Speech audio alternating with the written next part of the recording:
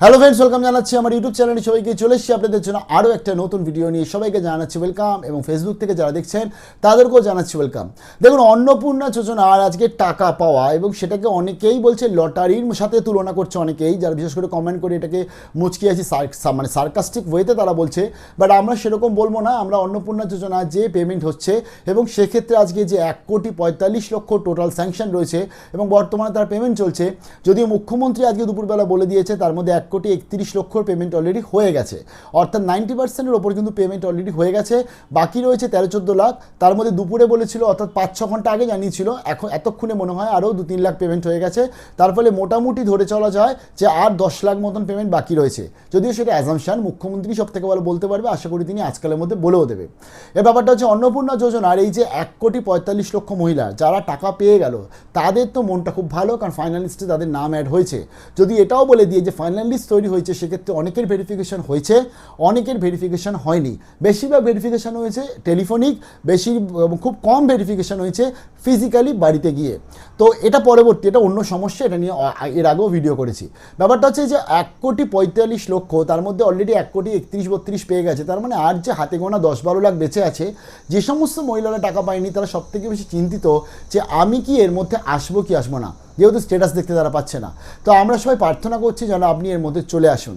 দেখুন, আজকের ব্যাংকের একটা সমস্যার জন্য অনেক মহিলারা কিন্তু টাকা পাচ্ছে না, এটা আমরা জানি, এবং আশা করছি এটা আমার অন্তত যারা ভিউয়ার আছে, আমি এর আগে অনেকবার বলেছি, তো তার ফলে তারা তাদের ডিভিটি লিঙ্ক বা অন্য সব কিছু কিন্তু করে রেখেছে। আজকের মুখ্যমন্ত্রী প্রিভিয়াস সরকারের একটা জিনিস নিয়ে তিনি যেটা বারে বারে জানাচ্ছে প্রত্যেকটা জায়গাতেই, যে কেন অন্নপূর্ণা যোজনা ঝালাই বাছাই করা হচ্ছে।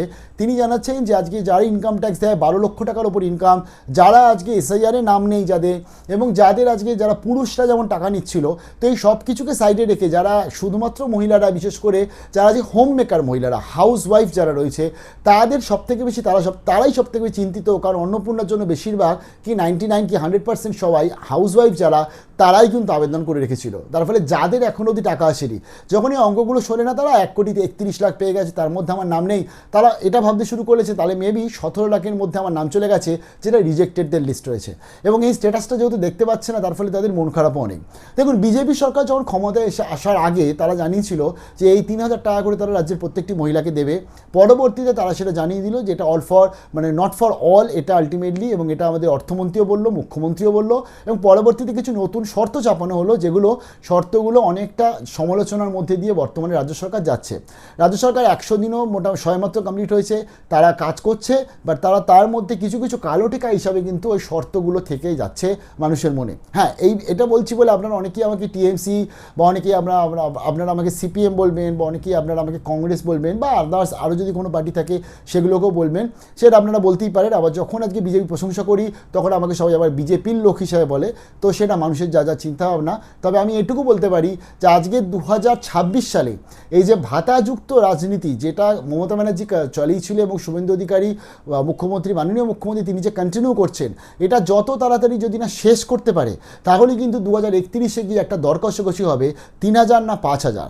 যে তার মানে এই ব্যাপারটা হচ্ছে, এর থেকে আমাদের যত তাড়াতাড়ি সম্ভব বেরোনো উচিত এই ভাতাযুক্ত রাজনীতি থেকে। তাহলে মনে হয় এই প্রত্যেক মাসের প্যালপিটেশনসটা বন্ধ হবে।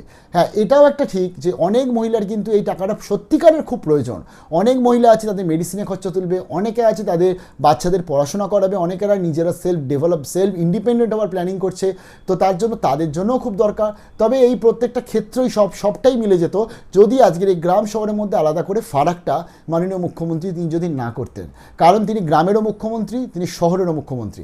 যে লাখপতি বা কোটিপতি রয়েছে, যারা টাকাটা পাচ্ছে না, তাদের না পাওয়াটাই দরকার। কারণ তারা, এবং অবভিয়াসলি লাখপতির মধ্যেও ব্যাপার আছে একটা, সেন্ট্রাল গভর্নমেন্টই বলে দিয়েছে ইকোনমিক্যাল উইকার সেকশনে 8 লক্ষ টাকার মধ্যে ইনকাম থাকলে তারা ইডব্লিউএস ক্যাটাগরির মধ্যে পড়ছে।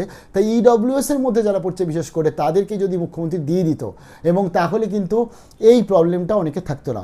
এবার ব্যাপারটা হচ্ছে পরবর্তীতে আমরা এখন এটাই দেখব, এই যে 10 লক্ষ যাদের আজকে নামটা এখনও অবধি বাকি রয়েছে পেমেন্ট, তার মধ্যে আপনার নাম আসে কি না। যদি নাম না আসে, আমরা যেরকম প্রথম থেকে লড়াই করেছি আপনাদের জন্য, পরবর্তীতেও লড়াই করব, পরবর্তীতেও গলা ফাটাবো, পরবর্তীতে সরকার যদি মনে হয় যে সরকার সমালোচনা করছি, এবং সেই ক্ষেত্রে আপনাদের পাশে সবসময় আছি।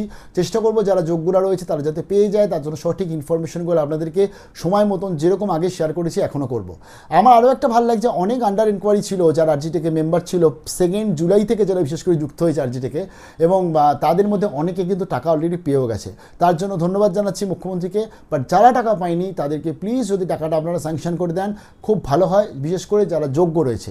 এবং যোগ্যটা আমি আবার বলছি 19শে মে 2026 অনুযায়ী যারা যোগ্য রয়েছে, পরবর্তী এই 3টে ঘর 4টে ঘরের মধ্যে যারা রয়েছে তাদের কথা আমি বলছি না, কারণ এর পরবর্তী এই যে 3টে ঘর 4টে ঘরের নোটিফিকেশন আমরা এখন অবধি লাইভ অন্তত পাবলিকালি দেখতে পাইনি, যেটা মুখ্যমন্ত্রী তার মুখের কথাতে বলেছিলেন। তবে দেখা যাক কী হয়, কী আপডেট আছে নিশ্চয়ই শেয়ার করবো।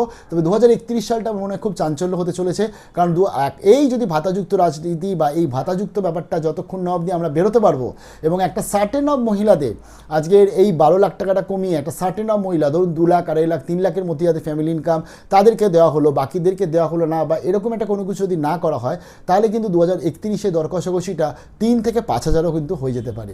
কি মনে হয় কমেন্ট সেকশনে জানাবেন। ভালো থাকবেন, বেস্ট অফ লাক।